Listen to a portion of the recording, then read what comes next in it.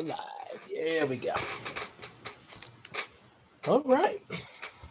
We are here and we are live. Oh, yes. And you see the light in my glasses. Oh, yeah. So, let me see if I can see something about this here. Maybe I can, won't be quite as bright. Yeah, there we go.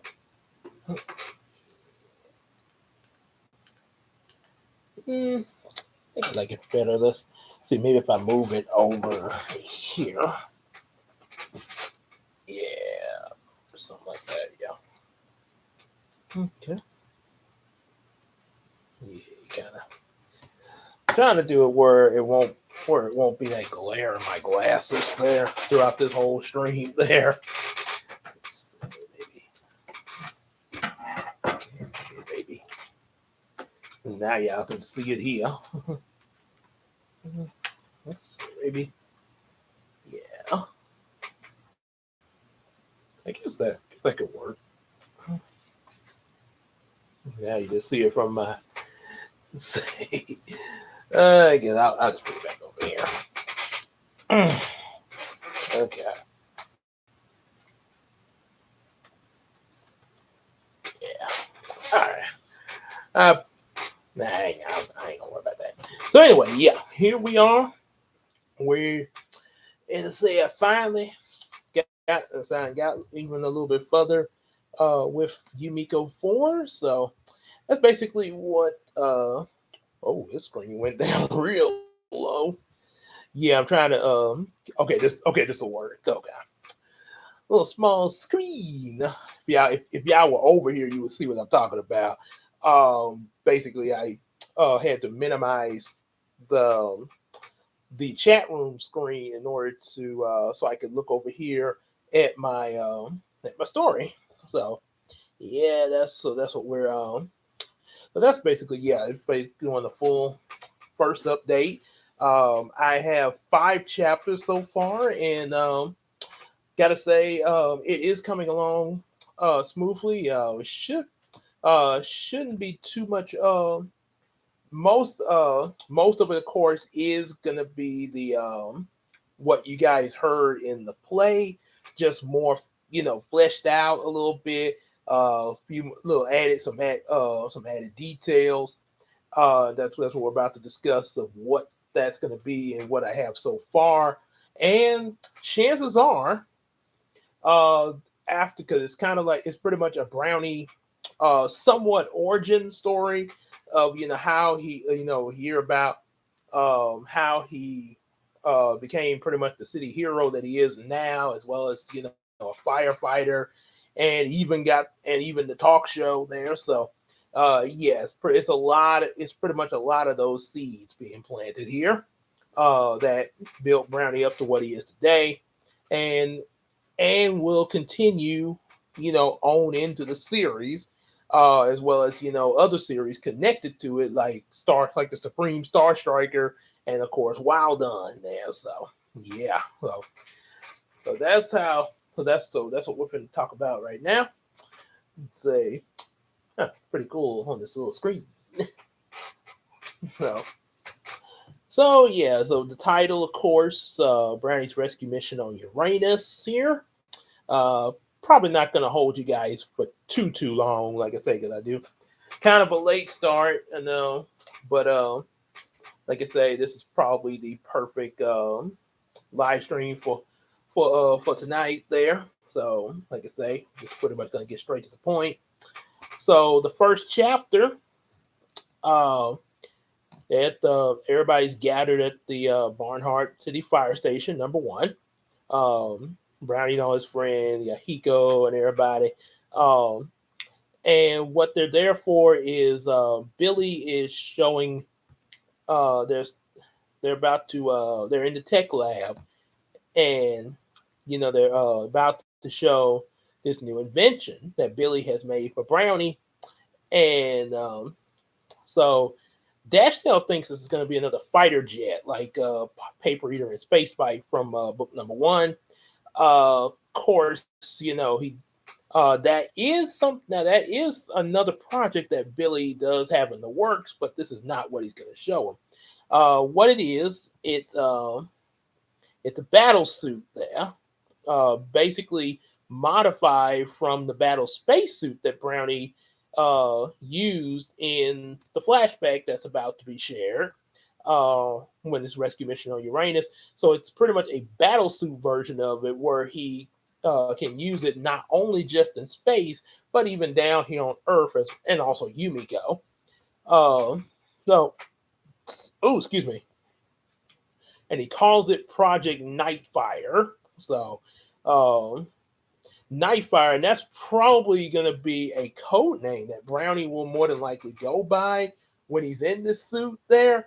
It's kind of like a little slight reference to Iron Man, kind of there with the armored up and everything.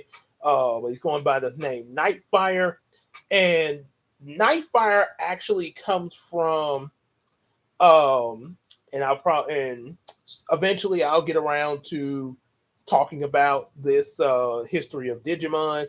Um, but I do plan. I want to in probably like next weekend finish the Heroes of Dream books that I have in a live stream, book 11 and book 12. So I do want to finish those first, but I will get a history of Digimon seasons 1, 2, and 3, stuff like that. So just a bit. The thing that Nightfire comes from is when I imagine Brownie as a Digimon, and at one point during I think when I imagined him, like if Brownie was my Digimon Browniemon in say season 1 and 2 of Digimon, and even season 3, his Browniemon of course would be the rookie level, and his champion level would be Kilomon, which would look sort of like him dressed pretty much in a knight form, which they call Iron Man the Knight in one of the Avenger films. But yeah, sort of cross between like a medieval knight mixed with somewhat like Iron Man armor there.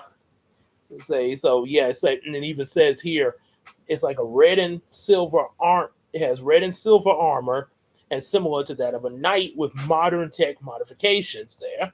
Um, and in my Digimon little fantasies back in the day, Brownie in his champion level, he has an attack called Mail Fire or something like that, or Armored Fire.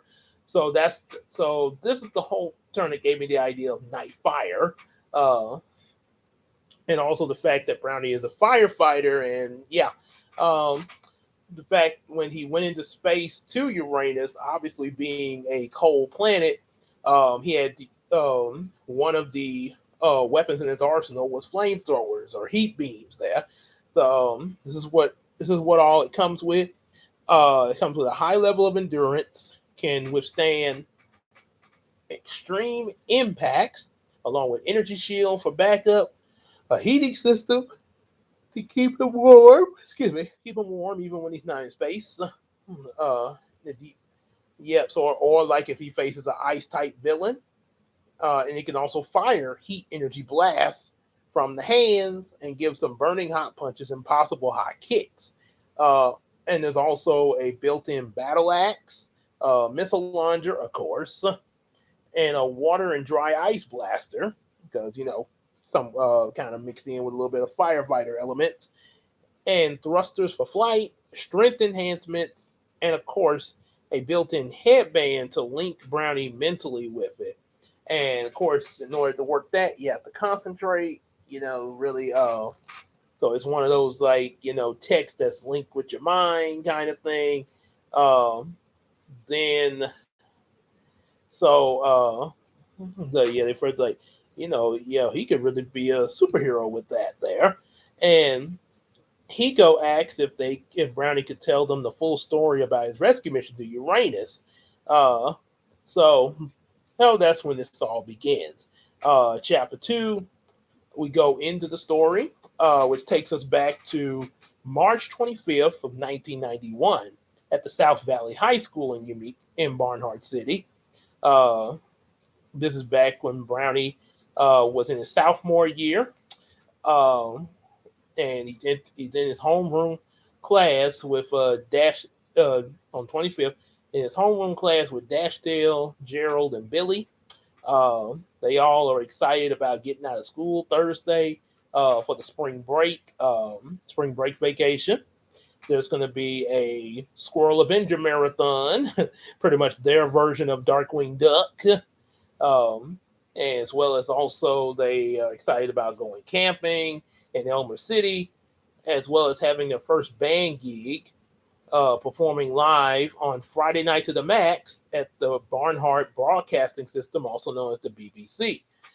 This is that right there is what kind of sets the stage leading up to Brownie having his own show that he gets later after graduating from high school, uh, Friday Night with Brownie B. Brown, and as excuse me, at the fact performing their first band gig there outside of, because they're actually in the school band, but this is their first like band gig that they do, outside of the band class at school. So yeah, so that's where, Hiko mentioned in book one about him being, him performing in the band and stuff. So, and then we got then there's the talk show.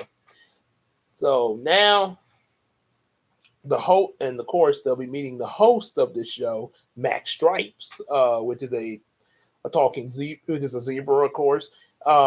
Max Stripes is their version of Chris Rock, and you heard me say he was a zebra. Yeah, you probably can guess what was in my mind, Madagascar. Hey, I'm a crack a leckin.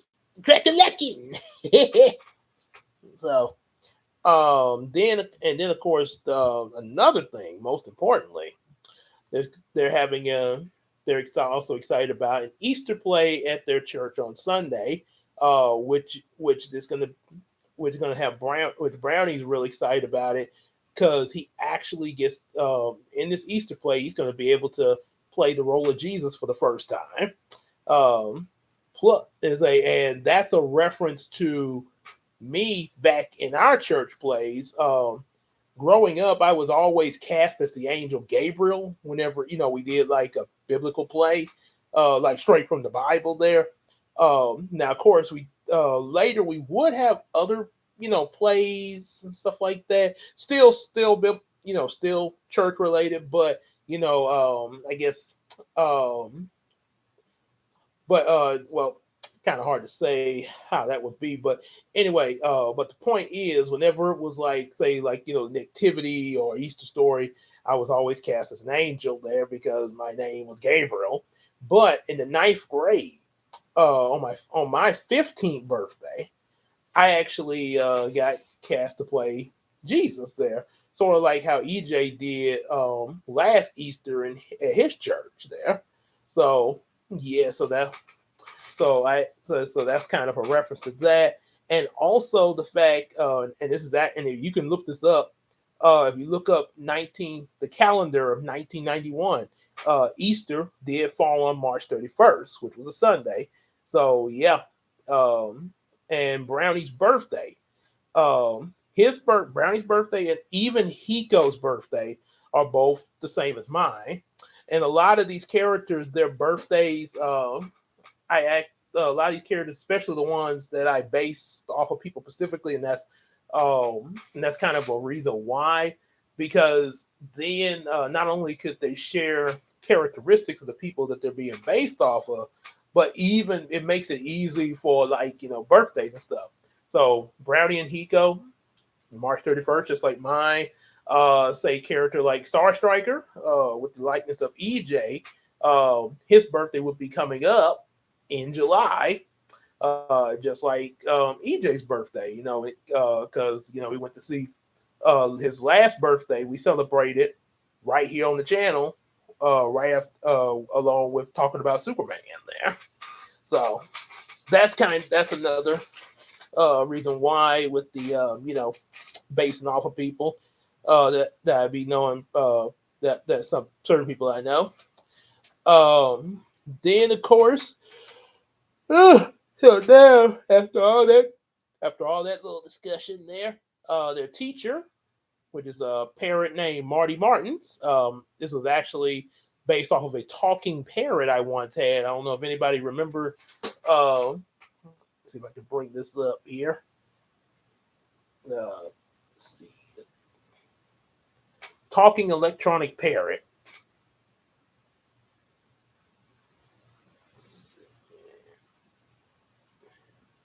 So I'm trying to look for the one that I have. Could look like here we are. This parrot that moves and electronic talking parrot, 8 years and above, moving talking parrot. Pretty much interactive talking parrot mimics speech with a funny voice, realistic movement, clear, repetitive short recording, limited to 2 second recording time, ideal for short sentences. So, off the bat. All right. And the parrot will repeat it twice there. So, this is what, make a bigger picture of them there. So, that's what, this is based off of this toy parrot that I actually had as a kid there. I think in middle school. Yeah, I may have got it before then, but I do remember having him in middle school. Uh, say, I think I had one, then I had got a new one at some point because at one point I think the first one I had accidentally fell off. I had it sitting like I think on my TV or something like that, and somehow it slid off and hit the floor and broke his beak there. Ouch. Um, so we got a second one. So the parent, so yeah, that's why I called him Smarty. Uh, so I named the teacher Marty Martins there. So he enters the room. There's a couple of new students that he introduces. First, there's a light brown rabbit and a pink pig. The rabbit's name is Francine Fluffles, and the pig's name is Jaleisha Jenkins. There, so yeah, that's what they got there. Francine Fluffles is actually the adoptive daughter of Mr. Fluffles, so that's kind of an early nod to that there. And yeah, you definitely will be hearing about her in later stories, as well as also the other student, Jaleisha Jenkins, as I mentioned, the Pink Pig, which this was actually two reasons. I actually did have a pig plush toy as a kid. It was actually Piglet from Winnie the Pooh, but I did have one. But in this case, you got a female pig. And another, because one of my church members at Brookwood, KK, actually asked about would I ever put a pig character in there, since she saw all the other, animals in the book and everything. So would I ever put a pig character in the book? So there you go. And of course there and before I even thought of that, there is another pig character that I thought of as well, Aqua Pig, which pretty much their version of Aquaman. So yeah. Num, num, num, num, num, num, num, num, num. Yeah. Oh, their version of DC superheroes kinda. So yeah, these two students are introduced. You get the from the first meeting, you see Jaleisha is actually kind of shy because she wants Francine to go first. Francine, you know, goes through with it. Francine's kind of tomboyish and pretty sporty. Let me see. Let's see. Go back. So I'm looking at a conversation between me and Case here. Say about Francine here. Let's see. Should be in here.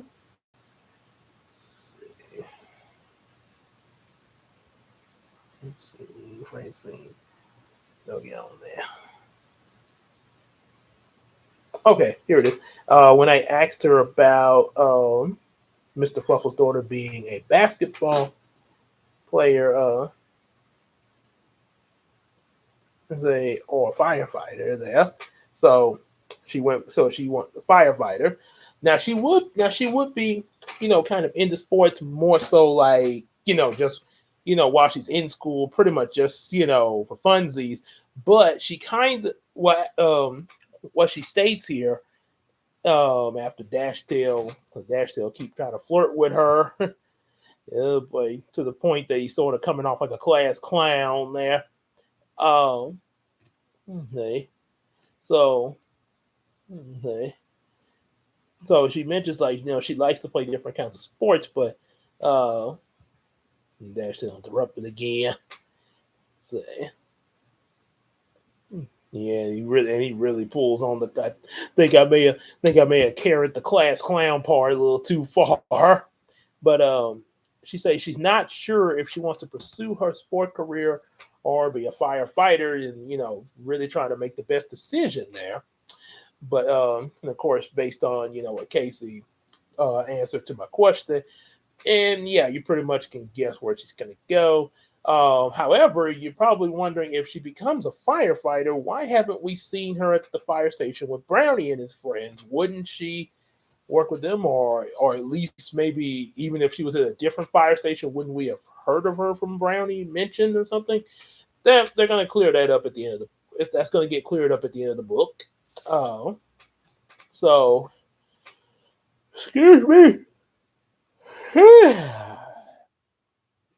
So anyway, yeah. So now, they've been introduced and everything. Only thing that they, only thing that Jaleisha says, like I say, very meek and timid. Uh, that she just mentions her and her parents moved from Norris City in the Majiran region, and she seems kind of nervous. And like I say, really doesn't seem to want to say much about that there. Just pretty much that. And Norris City from the Majiran region, it's actually yeah, it's pretty. Let's see, it's got the Douglas region and stuff like that. So yeah, it's pretty much a magic based region, and there's going to be some more about that later on, which also connects with the other series that I got in mind, like Supreme Star Striker and Wild On. Yeah, hmm, so we got that, and then chapter three. All so we don't. So that's the. So now got Brownie, Dashdale, Gerald, and Billy. They gather to watch, of course, the Squirrel Avenger marathon. They invited the girls, but Francine was kind of, having the girls' time with Jaleisha to kind of, help her feel a little more comfortable and everything. Starting, with that. So, so with the boys, they're all in their PJs for their little sleepover to watch Squirrel Avenger and other things there. Uh, but in Dashdale, this was actually mentioned in book three, but Dashdale comes dressed up in his Squirrel Avenger costume, say claiming he's the Squirrel Avenger, and it's like, okay, Dashdale, I'm not Dashdale, I'm the Squirrel Avenger. Now I will go to the Avenger tree base and at super speed and feet and scream in frustration. I'm back. That was like a little joke from Big Bang Theory. I thought of that came to my mind when they were all dressed up as the Justice League, and Sheldon was running back and forth in his Flash costume, um, and it was real funny when they all dressed up like the Flash, and it was like, or we could all run behind each other running behind each other all night and look like one big blur. So Sheldon was the Flash. He was going back and forth, and it's like, "What are you doing?" And Leonard was like, "What are you doing?" I'm pacing nervously. You're jogging. This is how the Flash paces. Will you relax, Sheldon? I'm not Sheldon. I'm the Flash. Now I'm gonna go to the Grand Canyon and scream in frustration. I'm back. Mhm. And then the other guy comes in. I'm Batman. One hardly thinks so. The real crime fighting crusader calls his crime. The real Cape Crusader would call his crime fighting cohorts when he's running late. I had to walk, couldn't get ride on the back of my scooter. So, okay. I'm about to go into that full clip there, but Um, so so we have that moment. Just when they're about to start watching the marathon, it gets interrupted by a breaking news report. Uh, Dashtail kind of ends up getting really upset, like, how dare they interrupt at the start of my adventure? He's like, the adventure as the Squirrel Avenger. Dashtail, you're not the Squirrel Avenger. Yeah, now let's hear the news report. So at first I was gonna have because in the play version there is a part where it's a news reporter, and of course the play is written more so just focused with the news reporter bringing in the video, and then we cut to Brownie.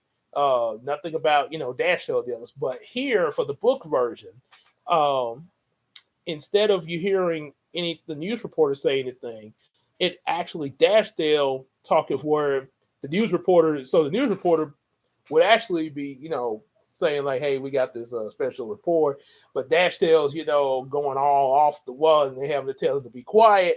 So by the time they get Dashdale to be quiet, then we cut to the video with the Phantom Master, and yeah, that's kind of which kind of makes it more realistic because, yeah, unlike Squidville, you ain't gonna have the TV pausing for you to have this conversation.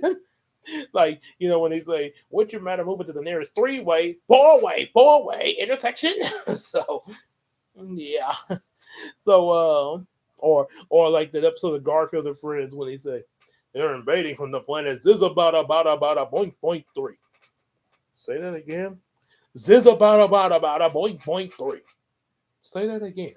Zizabada Zizabada Wada Wada. Uh, yeah, smacked them out of the TV.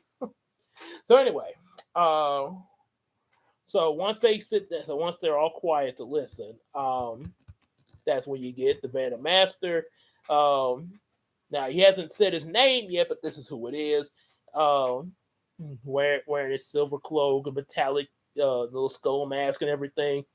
And he has and now one thing that wasn't in the play, he has an assistant in the shadows giving him some tips. And so this is a little bit that's added in here that wasn't in the play. You need to press record again. Okay. No, okay, mash it now. Mash it again. Okay. Now mash it again. And then this, please stand by. Will they hurry up? So yeah. So that part right there was a little thing that came to my mind as I was writing. I thought about when I got baptized, and my mom filmed it. This was the first video that my mom recorded. My mom's first time with the video camera, and I'm not sure who she got the video camera from because I think she was borrowing it from somebody. I think maybe one of my uncles or something like that. But I remember there's a brief recording of her at the house where she got it from, and like I said, I don't know I can't remember who it was, but because of the lighting, the guy that was talking to her was in the shadows, and he said, "You need to press record again." Okay. Okay, mash it. Okay, mash it again. Okay. Okay, mash it again. And then cut to where she was filming in our kitchen while I was eating my cornflakes there. Um, so I kind of do a little bit of that. In this case, um, when the camera comes back on, um, see the Vanta Master. He's back. He's on the screen. Then he starts panning the camera around the room, and eventually holds it close up to himself. And is this thing on? This is like, yeah, it is. And then static comes up. This was from, like I say, my mom's first time with the camera. She was panning around the house and stuff like that. And I remember one of the ministers at our church watched the video once and was like, "Boy, we sure have a nice ceiling at the church." So and the carpet is very lovely. I hadn't noticed the detail of the carpeting. So yeah, and he was like on the ceiling, almost like so like that kind of. So uh, that's yeah, it's like, is it on? So and Yeah, it is. And then static comes up on the screen, and for a few seconds, and then the camera's in position, and he starts. Also, I may have mentioned before, but this idea also I thought from Darkwing Duck. Anybody know the character Steelbeak? Um, there was an episode where I think it was where Darkwing Duck and Gosling got switched. They were in each other's body, and and in the meantime, Steelbeak was doing some type of plan that caused it to be daytime forever, and it never and nighttime never came. The Earth was just stuck in position, and if they didn't do something about it, yeah, the entire ecosystem would go off balance. And there was a scene where Steelbeak was had a video. He's like, "Am I on? Oh, hi. Now, hello everyone. It's your favorite Steelbeak, and now we are going to show you how to cook up a crisis." So you take the one gold globe and put it in the bowl and stir it around. And so now if the world leaders would do this, so it's sort of like that there. So say we go to so for the video that still sorry, Vanta Master does. Um, excuse me. He's like, "Hello there, everyone watching. How y'all doing tonight?" There, and and he pauses for dramatic effect, as if as if he's listening to everybody answering on the other end. And they're like, "Will you get on with it, bonehead?" because of his skull mask. Like, yeah, and of course, and he's like, "I'm assuming you answered, and assuming you answered that. Anyway, for legal purposes, I am keeping my identity a secret." And he pauses again. And now all the boys are becoming irritated. Like, "Okay, tell us what you want." Yeah, it's getting annoying. I agree. Oh, so he gets to the point. almost almost like what they told Michelangelo in the trailer for Surf Ninjas. This awesome, totally stoked. Get on with it. New movies. Anyway, this message is for Mayor Rosefield. I bet that position is a pretty big responsibility. It'd be a shame if while you were doing your job. And I know EJ read this in the play, which and did a real good job there. Despite the different voice, he still did a really good job.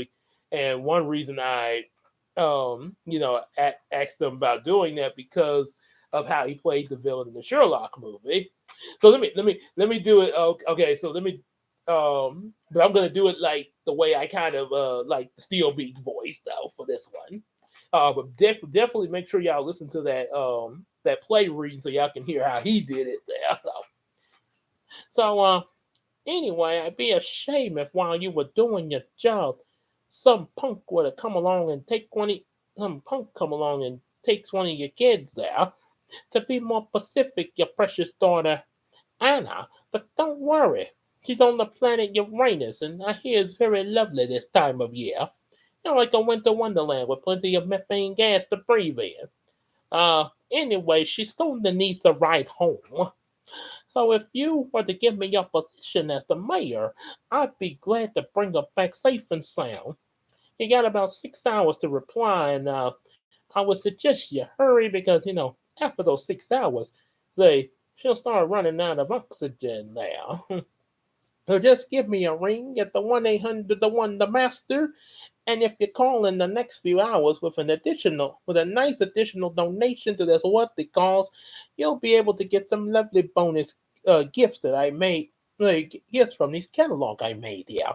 We got Uranus t-shirts and air fresheners, beanies, and my personal favorite, the Uranus snow globes. I'll even throw in my personal chicken Caesar salad with some fresh baked snickerdoodles. Ciao. the I also added the chicken Caesar salad and the snickerdoodle was in the play, and that was put in there because EJ was playing the part, and and a lot of the live streams that he's done, because I know lately he's been real busy and everything with different stuff that he's been in, everything which you can see on his channel, especially the latest video with where he did something kind of Halloween themed, but quite a few Halloween themes thing.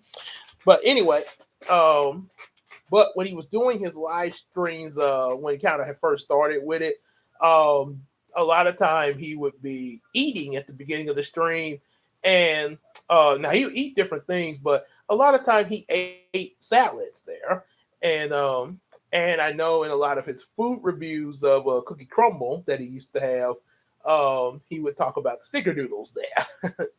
He loved him some stickerdoodles. So but for the book here, and I didn't think about this when I wrote the play version, but I added in about him having Uranus T-shirts and air fresheners, sort of a little joke on, y'all ever watch PBS whenever they do those sponsorships there, like when they showed the author Christmas special, the commercial when they cut the commercial, they'd be like, okay, we got this author beanie for the next person's pledge there. So yeah, sort of a little reference to that there back in the 90s and stuff. And so upon hearing that Anna's in danger, of course Dashdale, he's all like, because he wants to show out as Squirrel Avenger, wants to go, but um now Dashdale does have a point. They do need to do something.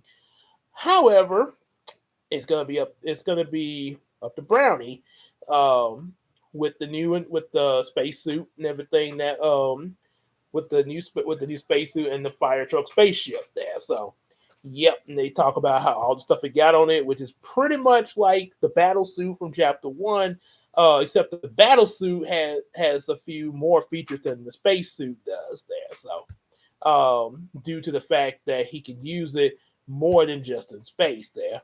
And then, of course, chapter 5, that's where he arrives at Uranus and he's about to battle the ice monsters and then the Bantam Master. And I'm actually going to give the ice monsters some names. I'm not going to tell you what they are first. I did, because I'm looking right at it. I got the name of one of the ice monsters, and I got to come up with names for the other two. But I'm gonna leave that information uh, for a later time though. So yeah, that information gonna be revealed later. But they are gonna have names there, the ice monsters, because that, like I say, in the play, I just had them Ice Monster 1, 2, and 3, which of course writing it in script form, not I mean that now, yeah, it did. And honestly, I didn't really even think I was gonna have names for them at first, but yeah, for the book, yeah, it's a little different. Sort of like some other book, like the Heroes of Dream books I read, where I had like this kid that was picking on Samuel, aka Star Striker, and the teacher. I didn't really even have names for the teacher, just Star Samuel's teacher and kid that's picking on him. But when Christina was proofreading the first Heroes of Dream book, she gave them names. She named the teacher Miss Fillmore, and the kid that was picking on Samuel, she named him Bruno. So, which was a really good. I have to say that was a really good correction to make. I didn't even think about that, but I'm glad that she did, and it actually led to some pretty good stuff in the future Heroes of Dream book, especially the anniversary book. So, yeah, like I told her today when I was thinking about that came to my mind, and I told her today, I said, you really made a big impact in some of the later books of Heroes of Dreams just from giving Bruno a name, just from giving that kid a name Bruno. Um, so yeah, that's one thing. Yeah, like I say, now you will sometimes have, obviously minor characters even in books and stuff like that, but for the most part, depending on like how much you see of the character, like if you got one character talk to another character, it's a lot easier to write when they have names there. Hey, what's going on, Janara? How you doing? Yep, how you doing now? I was just talking about what all was in what I got so far with book number 4, my of Yumeko, the rough draft so far, up to chapter 5 and coming along pretty well. Brownny's little rescue mission, their Uranus and everything. So yeah, it's coming. So it's coming along really good there. And I should be getting a lot further. Kind of got to do some crunching next week there because I really want to get. Um, it's not. It's not. It's going to get published actually next year at some point in the spring. But the reason I'm trying to get the rough draft out now is so I can go back uh, from. Oh, thank you. Uh, So the reason I'm trying to get the rough draft out now early is so I can then start working on the extended version of the play. So that way I can because either we're not sure yet, but it's either going to be during the spring or summer of next year that we're going to try to do an extended version of the play, and there's a chance that I'll probably have the book to that play out either before the play in the springtime, depending on when we do the play, or after the play, or around the same time. So yeah, to kind of release them out together a little bit there. That's what that's my plan with that, and also I've mentioned in other videos prior that yeah we got to that just got to get my wife's first novel out, her first Bubblina novel, which will probably I got not next week, but week after next. I'll be going on my vacation from my day job at Kroger, so hopefully we can try to get Bubblina on out at some point between now and then there, so it can be published and everything, and then I can enjoy my holidays while doing some fan fictions and then write that play. So, yep. As well as also maybe possibly get some interviews done too. So, yeah. So that's what I got on that and what I tend to go into further in the future and everything. So, yeah, like I say, not sure if you saw any of it earlier, but just in case, should be able to see what I've mentioned before with the first 4 chapters on the replay. So yeah, it's some pretty interesting stuff. So yeah, that's pretty much what I got there. Like I say, definitely like, share, and subscribe.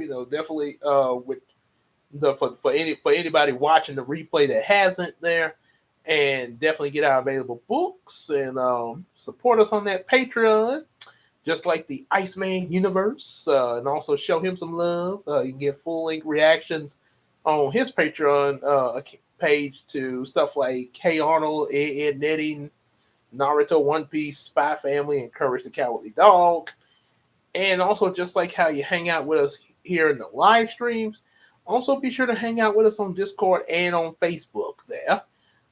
Then also, definitely, you can tell each other some stuff in the Macari app. Just like I mentioned this in another video, but just like Skybite that I got from the Macari app, I had him in robot mode in the last video I showed there, but now he's back in beast mode. So yeah, this is the recent thing I've gotten from the Macari app. So yeah, probably talking about him at some point, and also what I plan to do with the old Skybite. So yeah, definitely do that. And I do plan to do a live stream tomorrow. I do plan to do one. It might be an extra Bible reading tomorrow, which will be fitting for Sunday. So like I say, I will be posting about that. So yeah, probably tomorrow night, something like that. So be on the lookout for that, and we will see y'all in the next video, possibly live stream. Y'all take care, everybody. Peace out.